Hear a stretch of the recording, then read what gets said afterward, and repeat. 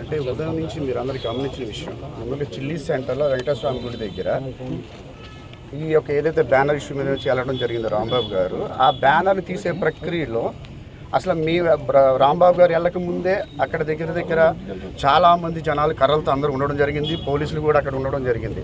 కనీసం ఆ కర్రలతో వచ్చిన వాళ్ళందరూ కూడా కలిసి ఖండించకపోక రాంబాబు గారి మీద రిటర్న్లో ఉన్నప్పుడు అటాక్ చేయడం జరిగింది. అటాక్ చేసిన తర్వాత కూడా మళ్ళీ ఇంటి మీద అనేదో మాటల ఆవేశంలో ఏదో మాట్లాడి దాని కూడా క్షమాపణ చెప్పడం జరిగిపోయింది.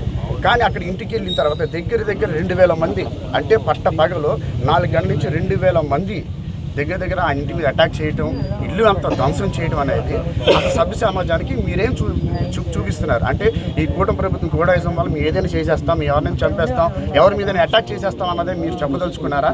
అంటే ఇప్పుడున్నట్టు వైఎస్ఆర్ కాంగ్రెస్ పార్టీ కార్యకర్తలు వాళ్ళ మనోభావాలు ఒకవేళ ఈరోజు మేము కామ్గా ఉన్నాము, లేదు ఇలానే మీరు చేస్తామంటే రేపు మా యొక్క కార్యకర్తలు మీకు కంట్రోల్ చేసే పద్ధతి మాకు ఉండదు. ఇలాగ చేసుకుంటా పోతే ఈరోజు గొడవలు, కక్షలు, కార్పణ్యాలతో లేదంటే ఇళ్ల మీద దాడులతో అందరినీ చంపేసుకోవడం జరుగుతుందా? ఈరోజు మీరు చూసినట్లయితే రాంబాబు గారు పాపానికి క్షమాపణ చెప్పడం జరిగింది.